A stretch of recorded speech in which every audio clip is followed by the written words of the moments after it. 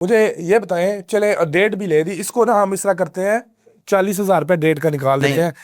हम इसमें कईयों के 35,000, 40,000, 50,000, और मैंने कई दफ़ा कई लोगों की अपॉइंटमेंट डेट जल्दी लेने के चक्कर में 70,000 रुपया भी अदा किया है। हम पूरे का पूरा 80 उड़ा देते हैं, जी ठीक है। पीछे 1 लाख रुपया रह गया। हाँ जी। 500 केसेस के हिसाब से हाँ 5 करोड़ रुपया बन गया। ओके, 5 करोड़ बनता है।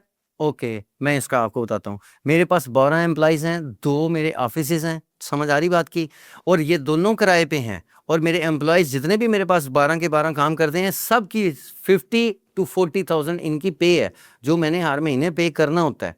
मेरे बिजली के बिल हैं, मेरे बाकी जितने भी मामलात हैं, वो सारे इसी में से चलते हैं। और अगर आपके पास एक महीने में जितने भी केस आ जाएँ, तो आपका 10 से 12 लाख रुपया खर्चा बनता है 2 ऑफिसेज को मैनेज करने का। तो 12 लाख रुपया आप 12 बारिया 144, 1.5 करोड़ रुपया तो ये भी निकल जाता है इसमें से। आप देख लें, ये सिर्फ वो अखराजात हैं जो मैंने अपनी जेब से पे करने हैं। मैं मतलब कि अगर किसी से पैसे लूँ ही ना, तो फिर वो होगा जी नहर वाले पुल ते आ जाओ। तो नहर वाले पुल ते कंसल्टेंट ਨੂੰ ਮਿਲਣ नहीं आंदे, एजेंट आंदे हैं। ठीक है, एजेंट ਨੂੰ मिलन जाइदा नहर वाले पुल ते।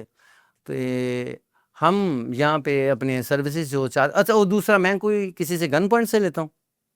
मैं उनको एक एक चीज़ फर्दन फर्दन मैं उनको समझाता हूँ, समझाने के बाद वो मानते हैं, उसके बाद हम उनसे कंसल्टेंसी चार्ज करते हैं और उन्हें इस बात का पता होता है।